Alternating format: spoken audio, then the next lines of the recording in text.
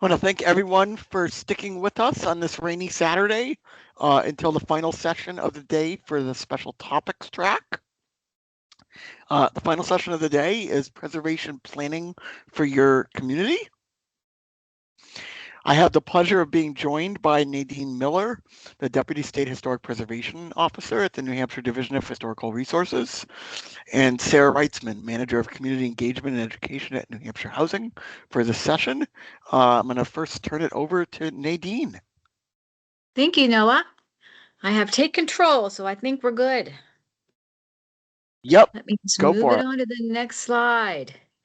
Great. So the objectives today, what we're hoping to do is learn about existing and new preservation planning tools that communities can use to address emerging concerns in our cities and towns in New Hampshire. And we're certainly seeing a lot of issues that are playing a role in development and open space issues in communities that certainly can impact historic resources and threaten New Hampshire's character. One of the things we're hearing so much about is the housing crisis that is certainly has been an issue over the last few years, but it really has heightened over the last couple of years. Lack of housing that is affordable to folks, loss of agricultural lands and open space when there is new development, tear downs and redevelopment in our village and town centers, weakening of environmental laws we're seeing at the same time with our National Environmental Policy Act and other Clean Water Act laws. We saw some loss of federal funding to states and towns earlier this year and slowly coming back, but not to the levels we would hope to see. And also the myth that historic preservation policy can limit or slow new construction, which it certainly does not have to do and usually does not do. So we've seen some community needs assessments, and that New Hampshire residents are definitely concerned about our housing crisis and are finally open to new development in their communities. We are still seeing a lot of old zoning regulations that are limiting creative housing options in cities. Here's a graph that shows all of the counties towns in New Hampshire, and so many of them do prohibit those smaller single-family residences. And there are certainly a lot of spots in New Hampshire where there is no development with the White Mountain National Forest and other places such as that. You can really see here too that our suburb, traditional sort of 50 years plus suburb type development is really not doing us any favors. Our cities where we have our density and continue to have our open space is a much better option moving forward. So we already have a lot of tools that we can use to help us plan our development in a more cohesive way. Master plans are definitely one of the first options to have for a community so that they can pull together information and certainly get a lot of public input as to what our community is looking for. Some new zoning laws have come about recently, and Sarah and Noah are going to mention some of those, and those will be helpful. We have our federal preservation tax incentive program, or the tax credit, that has turned so many mills into housing, schools into housing, commercial spaces. That is ongoing. Flexible local historic districts are really important. We have 79D for barns and E, which is what Sarah's going to talk much about. New housing legislation for greater density, our ADUs, which are really helpful, and collaboration across sectors is something that we're hoping to see more of. So the master plan is certainly one of the most basic tools that a community can develop to talk about different themes. And certainly there could be a historical preservation chapter in and of itself, or it could be weaved into the other components, housing, natural resources, things like that. Some good examples are recent ones in Berlin, which really celebrates Berlin's historic structures and industrial history, which is so important to that community and how they can play off of that history.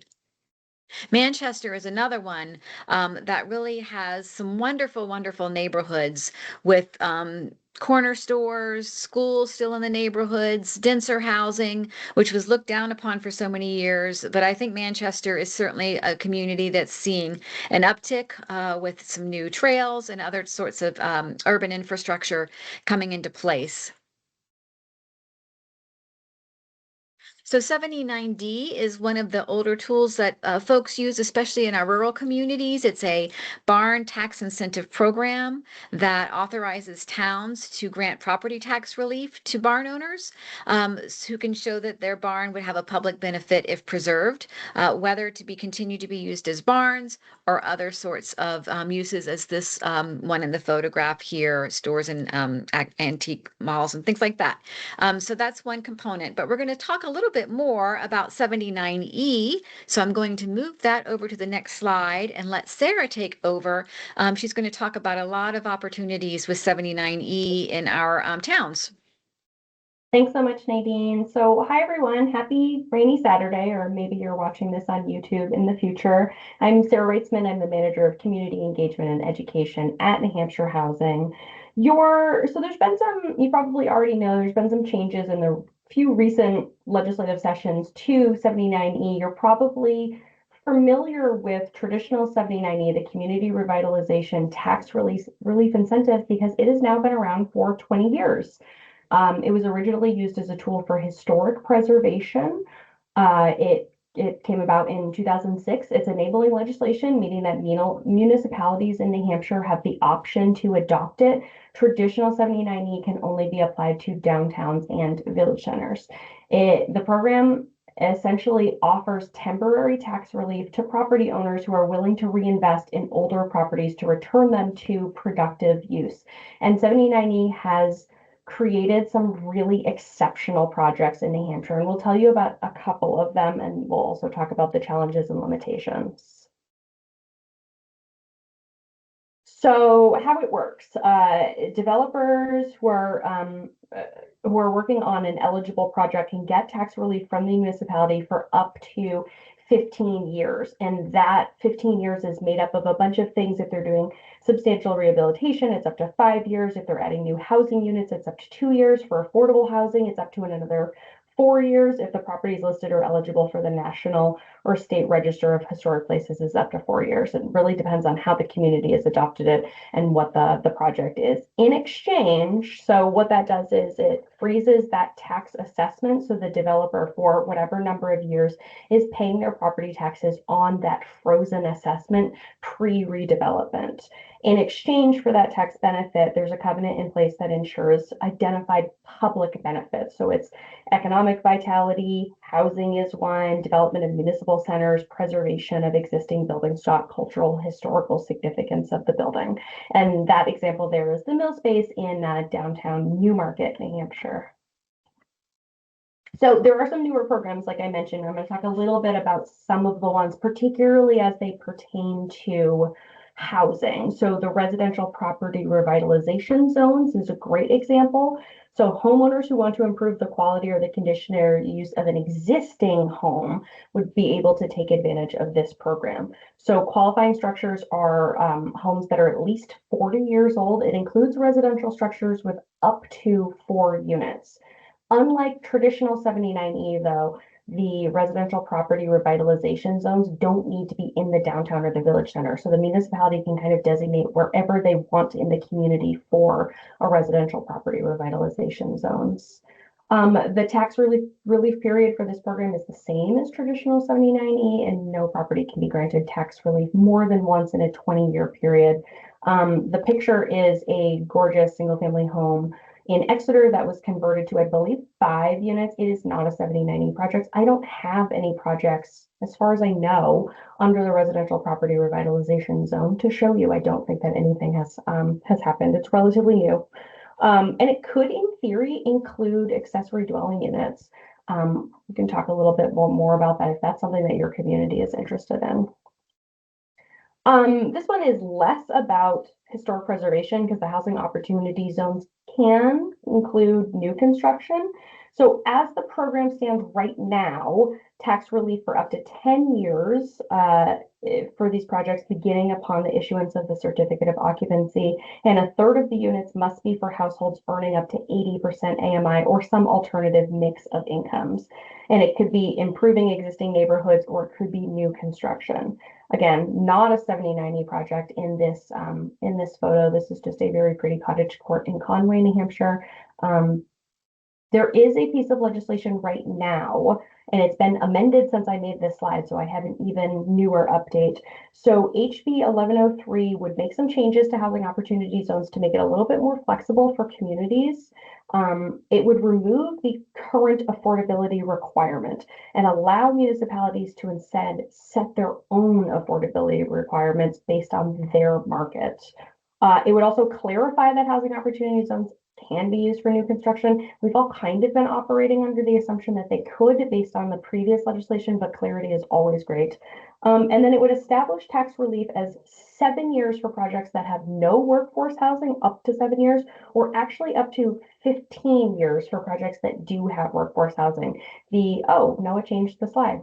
It is up to 15 years. That is a really recent amendment. And then the other kind of interesting newer program is the office conversion zones. So this is basically a community can designate an area as the office conversion zone, and it would apply to redevelopment of office buildings. There are some changes to this one in HB 1103 too. It would basically broaden office conversion zone to residential conversion zone that takes account of other commercial, industrial, retail spaces that are not necessarily office buildings. That word office felt limiting. This picture is, again, not a 79E project. It comes from 1000 Elm Street in Manchester, which was an office building that was converted to residential. Could, in theory, have been an office conversion zone project. I'm going to go through a couple examples and I'll talk a little bit more broadly about how 70/90 is being used in the state of New Hampshire, and then I'll talk about challenges and limitations. So this is in Manchester. Most of you are probably familiar with the factory on Willow. In 1904, it was a shoe factory. It was developed in 2020, redeveloped in 2021 as the factory on Willow. So it's 90,000 square feet. It's a 4-story mill building. It's a very cool space. If you haven't had the opportunity to tour it, I highly recommend. It has 60 studio apartments. It has event space. It has commercial space. There's a distillery and a comic book store in there. There's cool outdoor areas. There's 16 short-term rentals, and probably the neatest thing is the artist in residence program, where artists get free housing and a stipend. So the project was granted 5 years of tax relief. The assessment was frozen at just under $3 million. It's estimated to be up over $8 million when that tax relief period is over, which should be soon. So that's a big boon to the city of Manchester to get the increase in value of this property that may not have happened without that tax relief. And then here's another example from the city of Rochester. This is 2 historic properties that were owned by the city, the Scenic Theater and the Salinger Block. The city acquired the Scenic Theater by tax deed, and they purchased the Salinger Block for a little over $100,000. So they restored the historic facade. This was Eric Chinberg. Connected the buildings, upgraded the interiors. It now has 50 studio, 1-bedroom, and 2-bedroom apartments, 2 commercial spaces. They got 7 years of tax relief. So the assessment is frozen $222,000. It is estimated to be worth $1.2 basically million once it's done. This was a big boost to downtown Rochester. This is a great space. Another one that if you haven't had a chance to go tour it, I highly recommend.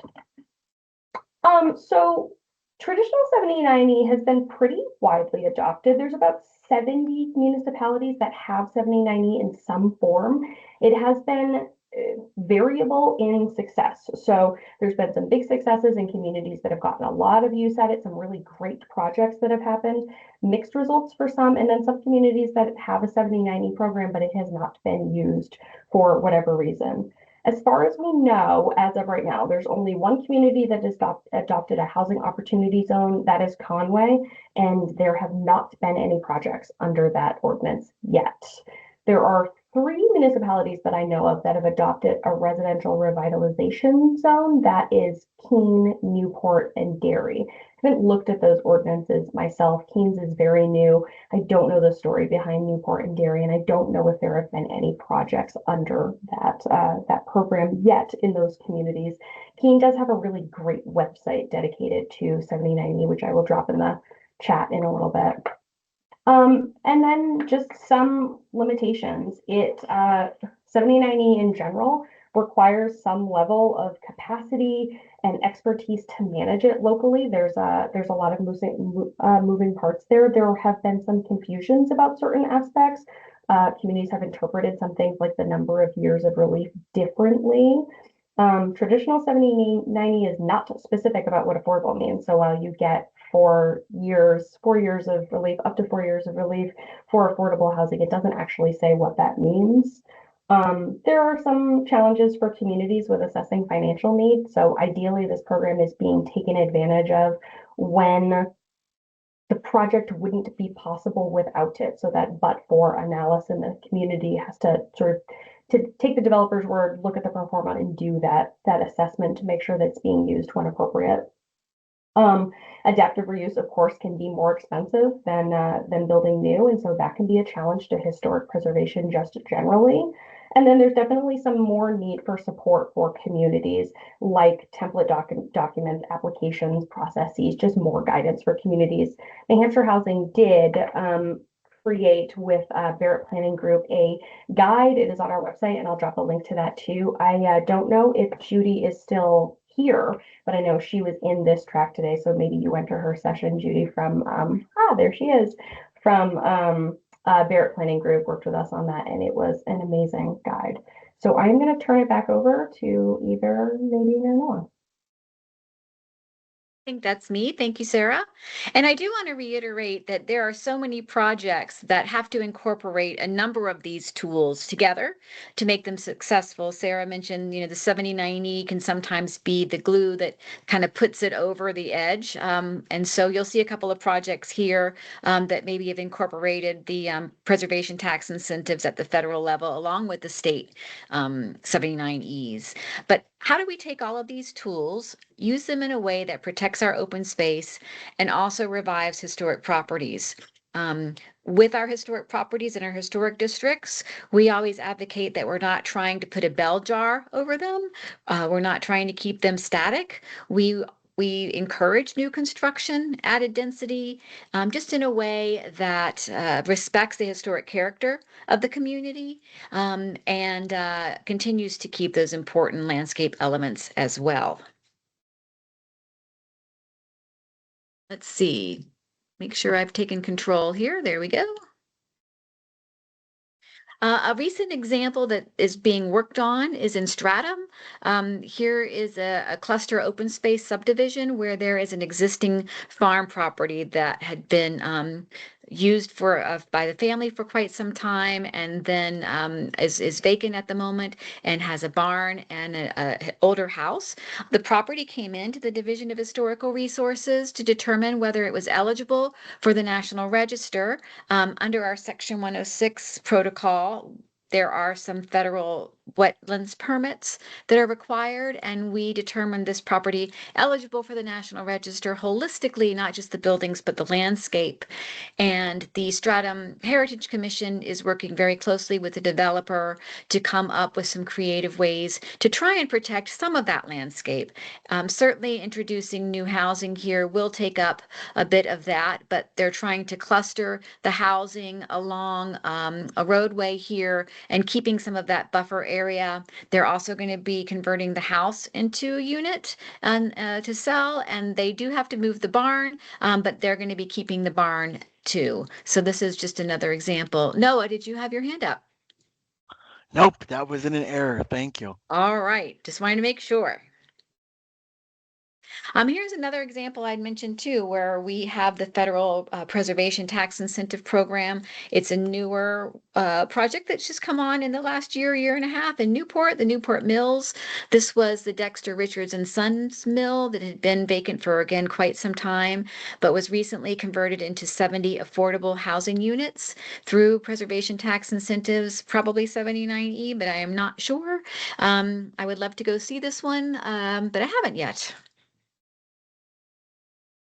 So implementation, how do we find and use these solutions for our community goals and work towards successful implementation? Again, identifying those goals through the master plan, using questionnaires, priorities, certainly public meetings for that input. We can then utilize often drawings and renderings that at those meetings can help, especially with Plan New Hampshire sorts of charrettes and events. And then using all of these creative zoning revisions and other initiatives to pull everything together. I am going to now turn it over to Noah, who's going to talk about some projects in action. Great. Thank you so much, Nadine and Sarah. So here's another example of a project that used 79E. This is the former Stratford County Courthouse in downtown Dover. It was originally built in 1889 and was redeveloped by Chinberg Properties into 59 apartments, including 12 affordable units rented at 80% of area median income, AMI, for 21 years. And it reopened in 2024 as this gorgeous apartment building after sitting vacant for several years when the county relocated the county courthouse to a new location for a new, more modern location for the courthouse. What I want to highlight about this project, other than the fact we'll get into a minute about kind of the how it utilized 79E. As you'll see in a moment on the next slide, the project includes a new 4-story addition in the rear, which matches the existing height of the courthouse building. And so, you know, this is important because the addition, you know, fits into the historic character of the building and kind of matches the kind of historic kind of height line of the older courthouse building and the surrounding buildings. But by adding the addition, they were able to add that additional density to help make the project pencil and be able to be financed and actually get built. Without that addition, as I think Nadine touched on earlier, or maybe Sarah touched on earlier side, adaptive reuse can be very, very expensive. And so, you know, where you have the ability to maybe add on an additional you know, new construction that still fits the character of the building you're seeking to preserve can be a really helpful technique to kind of add additional units or space to make, you know, bring a project to fruition. So in this case, as I said, 12 of the 59 units are located in the original courthouse building shown on the left here on your screen, and 47 units are located in the addition behind. As you can see, the addition is really not visible from the front of the old courthouse. The project also benefited from 79E relief. This was from traditional 79E, thinking about the different 79E programs that Sarah mentioned a minute ago, with the assessed value for this project remaining frozen for 7 years. And this is kind of a great example of, again, what the original purpose of 79E was, to be able to spend significant amount of money on rehabbing a building to bring it back to life without a developer, at least in the short term, having to bear the increased expense in property taxes as a result of the increased valuation due to the substantial rehab of the building. So, as I mentioned, this property was granted a relief from increases in their property valuation for 7 years. Five of those years were for the just the rehab of the building, and then 2 years were because, as I said, they were creating some amount of affordable housing. With 20% of the units are guaranteed affordable for this project. And during this kind of 7-year period, the property owner, the developer, Chinberg, will pay taxes on the pre-renovation or pre-rehab valuation of the structure of $789,000 approximately. And then starting in tax year 2029, so after those 7 years of tax relief end, then the valuation will jump to $7 million, a near 8-fold increase. But at that point, the building will have been generating, income for 7 years, and it'll be in a better position for that developer, the property manager, to absorb that increase in property taxes, which would have been harder for them to absorb on day one if they had to pay the property taxes at that higher $7 million valuation on day one that the property went into service back in 2024. If we think about a different scenario, if the building were to have been demolished and sold to a developer who would possibly, for easy numbers' sake, have rebuilt kind of a new building worth at least $700,000 at year 5, this would have resulted in a total tax revenue of $1.1 million in tax revenue to the city after 10 years. Now, although this total is still clearly higher than what the city is going to net going the 79E route, the city argued that the higher revenue comes at the cost of not having those additional affordable 12 affordable units, as I said earlier. As well as the fact that you would have also lost this kind of beautiful historic building. And so, again, as we've kind of highlighted, a lot of tools like 79E, it comes down to kind of a balancing act of, yes, there may be a little bit of loss in revenue. In this case, Dover, in the end of the day, is foregoing approximately $350,000 in tax revenue. Now, the developer, on the other hand, if they were to knock down the building, like I said in that earlier scenario, and put up a new building, they'd be foregoing potentially $2.5 million in revenue when you combine that with the number of affordable units that they are also taking a hit on their income of as well over the 21 years that those units are going to remain, those 12 units are going to remain affordable at 80% of AMI. So I guess that's all to say is to highlight is that there's some give and take from both the developer and the municipality and the city of Dover in this case when using a tool like 79E to make it work. But in the end of the day, you got a really beautiful project like this. Again, on the left, you can see the front of the old courthouse building, and then on the lower right, you can see, as I was saying a minute ago, let's see if you can see my cursor here, this kind of 4-story addition in the rear, which matches the existing height of the courthouse and fits in with the surrounding buildings. So now I'm going to talk a little bit about some of the other tools, some based on recent legislative changes, as well as kind of what we're seeing out, as well as what we're kind of seeing out working kind of in communities.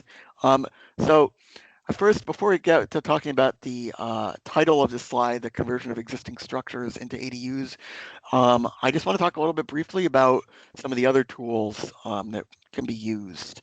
Some of the things we're seeing, which are really great tools for communities that want to preserve historic structures, or even to bring back kind of those historic patterns of development that we see in our terraced downtowns and village centers, are to think about relegalizing kind of our historic patterns of development by right-sizing our dimensional regulations to reduce front setbacks to match the setbacks from the road of historic structures where there are infill opportunities, which current zoning might not otherwise allow. This can also be done through decreasing minimum lot sizes or increasing lot coverage maximums, or even amending height requirements like we saw in the previous slide to make sure that new buildings are matching the height of existing buildings. And these types of changes can also be paired with aesthetic or design standards or guidelines to make sure that new development, like the case we just saw with the Dover Courthouse, is integrated well with existing development and that the designs of new development matches the character of those historic structures. So now to the title of this slide. As folks are probably aware, the accessory dwelling unit statute, RSA 674, 71 to 73, was amended last year, which took effect July 1st of 2025 as a result of 2025 House Bill 577.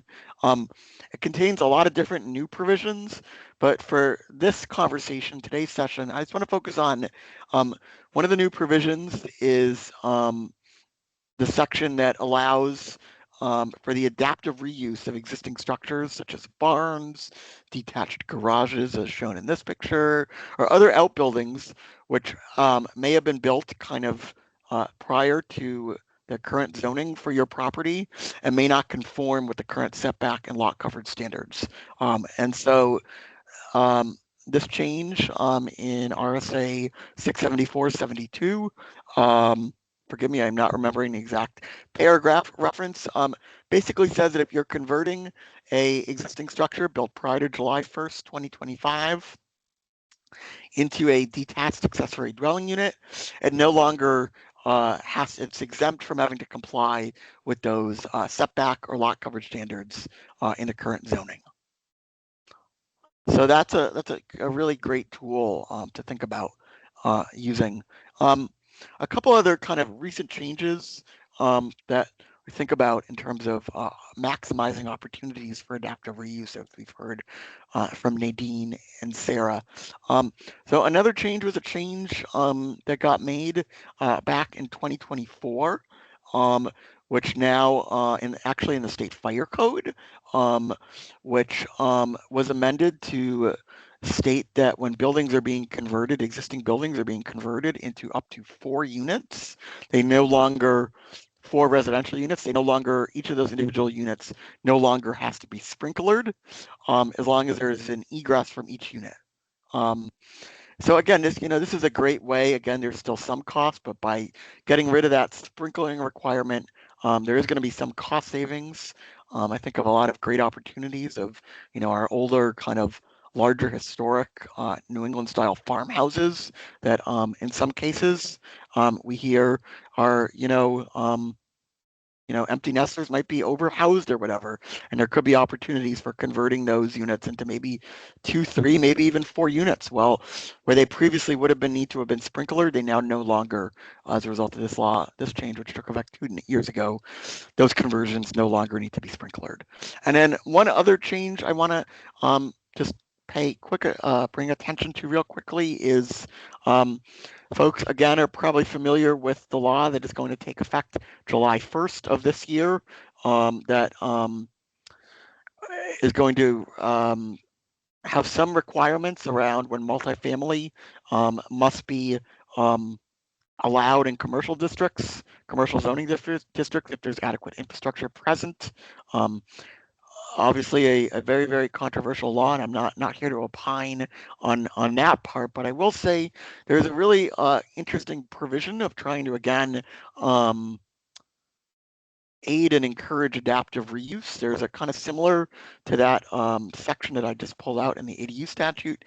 There's a section in this new section, this new law in RSA 674:80, Roman numeral number 4, that says that for buildings, existing buildings, again, that are being converted to multifamily or mixed use through adaptive reuse, as long as the building's floor area height and setbacks do not change, that building will be able to be exempt from any current setback height or frontage requirements in zoning. And so this goes back to that kind of earlier comment I made of, we have all these historic buildings that were built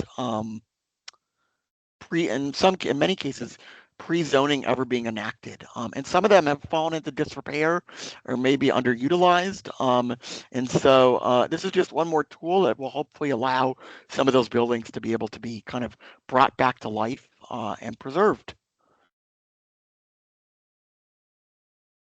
Another tool for folks to think about is form-based codes.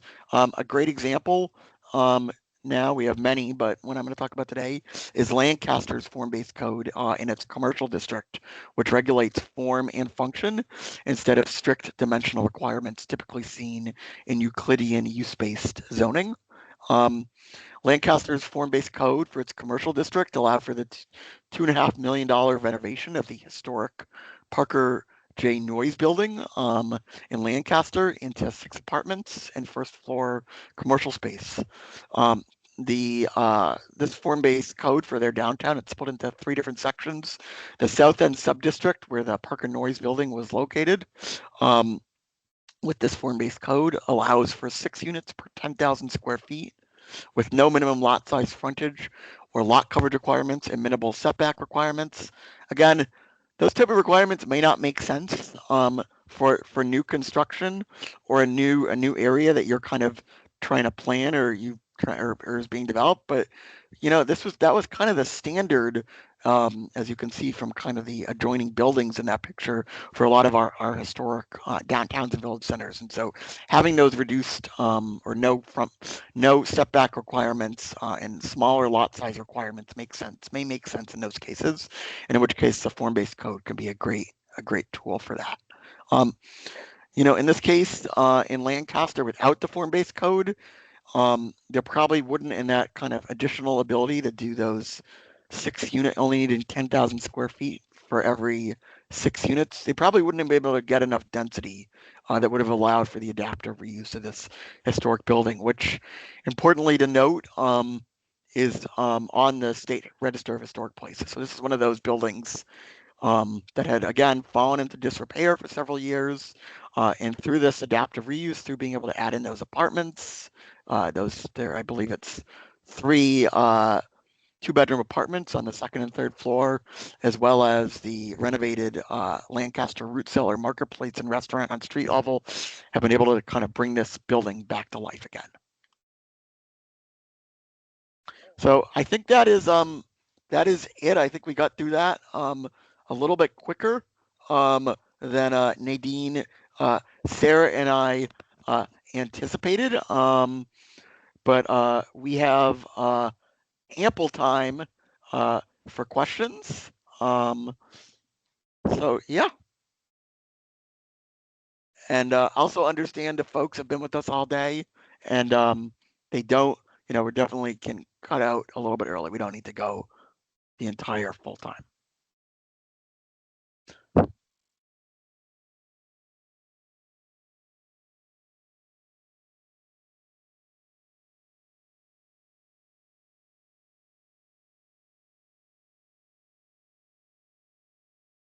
I guess we just did such a great job that nobody has any questions for us.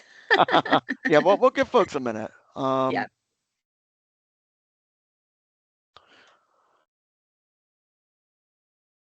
Thank you.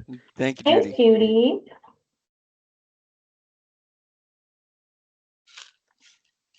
Noah, do you know of any future things going on that might kind of add to our discussion here, or did we cover things? I think we did largely cover things in terms of legislative. I will can provide an update on a couple of the bills. So the one that Sarah was saying about those changes to the housing opportunity zones, as well as the conversion from the office conversion zones to the residential conversion zones in House Bill 1103. So that bill was passed by the Senate earlier, or this last week, I believe on Thursday. There still needs to be a little bit of reckoning between the House and Senate versions. I do expect that will happen. So that is one update. And then there's a little bit more tinkering going on with some of the changes in the law about the multifamily commercial districts.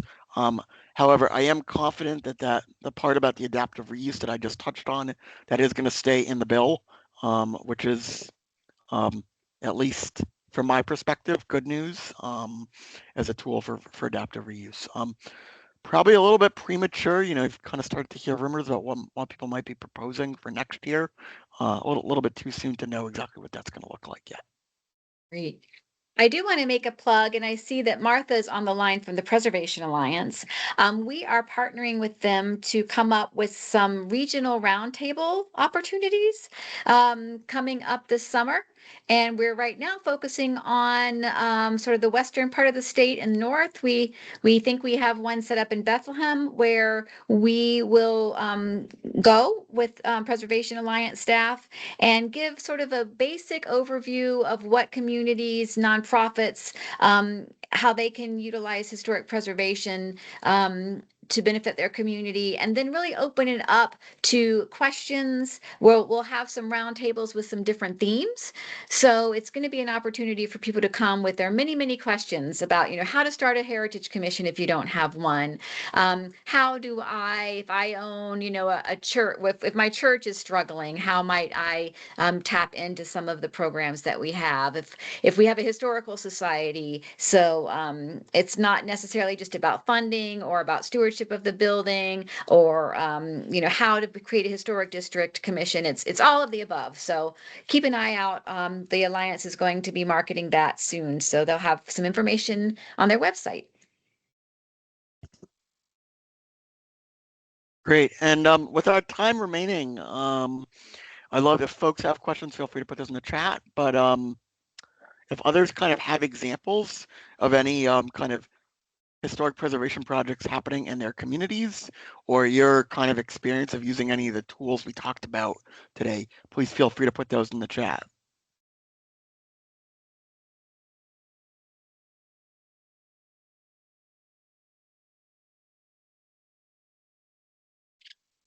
Yeah, I would second that, Noah. And even in the future, if you're watching this and you want to shoot an email, I would love to hear not just like great examples you have, but also challenges, limitations, especially, at least in my case, related to 7090 and the use for housing, whether or not it's created great housing units, whether or not it's created affordable housing units, but also if there's interest in your communities in the residential property revitalization zones, housing opportunity zones, what are the barriers to that?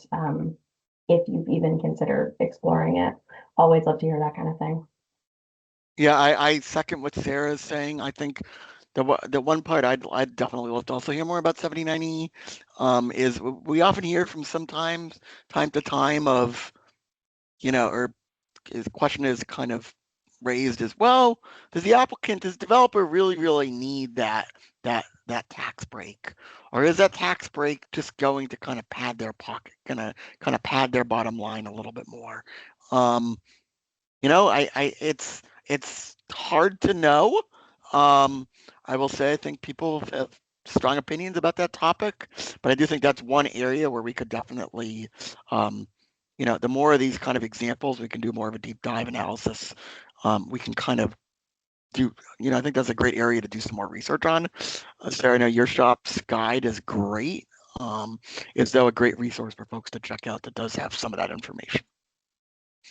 Maybe next time having one of the developers who've utilized these programs multiple times would be great too, to get some insight on the financial aspects, or pulling together the team, or finding out about these different tools and then implementing them. We definitely have some developers who have taken advantage of multiple tools and know how to do it, but then we've got some younger or newer developers who haven't, maybe a little bit afraid of doing that. And if there's some way to somehow mentor or give them some, plugs to you can do it, that would be great. Great. Yep. And the other thing I was going to say is just reminded me, Sarah and I were at a great Planner Association conference up in Laconia earlier this week, and we heard a really great example of how, which we haven't really touched on today, is how a lot of these tools can be used together with each other. So Laconia, for example, and I'm not going to correct me, Sarah, if I say this wrong, but Laconia, for example, has adopted 79E, and my understanding is using that as part of their performance zoning and housing redevelopment overlay zoning. So they're essentially, and this is kind of an important point as we talked about, because adaptive reuse can be so expensive, 79E is a great tool to kind of help defray some of that upfront increase in taxable value and property taxes that an applicant or a developer would typically have to pay kind of on day one that the building is completed and goes into service. But sometimes that's not enough. And so, really encourage communities to kind of think about what are other tools if you are going to go, route, if you want to use a tool like 79E, what are other tools that you could couple with that to make, reuse or reactivating historic buildings more attractive. One way to do that could be using a tool like performance zoning or some other kind of flexible zoning tool that allows other kind of additional density beyond what the base zoning district might allow. To basically say, for example, if you're going to take this building, this existing building, and say convert it into you know, you want to convert it into 8 units. Well, the base zoning may only be, say you could only do that into 2 or 3 units. But, if you're going to, say we're going to keep the original building and you're going to add an affordable unit, we'll let you go to 8 or we'll even say 10 units or whatever. Now you've coupled that with 79E and now maybe that becomes a workable project for a developer. So just really kind of encourage everybody to kind of think outside of the box how these tools can be used together with each other. And I'm hearing some great comments. I know Christina mentioned, yes, Plain, New Hampshire also had a great tour of a 79E property in Hopkinton this past Tuesday, where the owner had 7 years benefit and did not take the max 13 years since the housing units are not affordable, and also since the redevelopment did not adhere to preservation standards, potentially 4 years extra benefit. Yes. So that was a another great example. Thank you, Christina, for raising that. I also heard with that one as well, which is something to think about that can be a challenge, is in Hopkinton's case, my understanding is that the units may have been used as apartments at some point, and so the town didn't require a change of use permit. But typically, that can be kind of another hurdle for communities when they have older spaces that converting into a new use. So something maybe a commercial space now being a residential use, that is typically going to be a change of use permit that's going to trigger additional kind of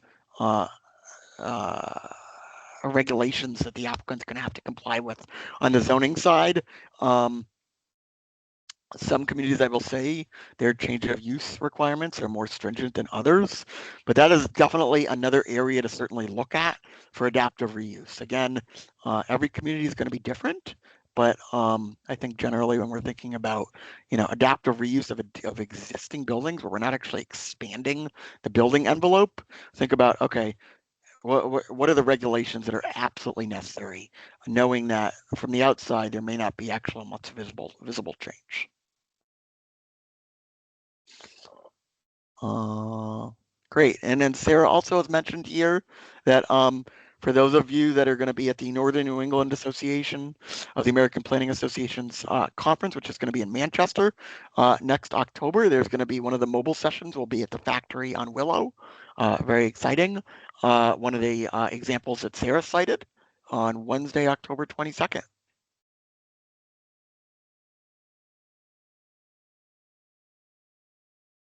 Well, I don't want to prolong this more than necessary if there's no other questions.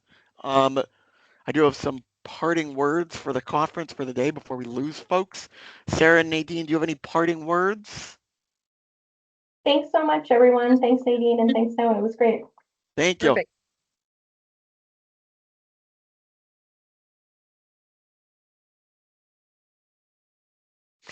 And here's Nadine, Sarah, and my contact information if any of you want to follow up with us afterwards. And then again, I want to thank Nadine and Sarah for a great session, and I want to thank everyone for staying throughout the day and for all the great questions throughout the day. Before we lose people, I am going to put a link to our feedback survey, which I hopefully folks can fill. Will appreciate you filling out. We also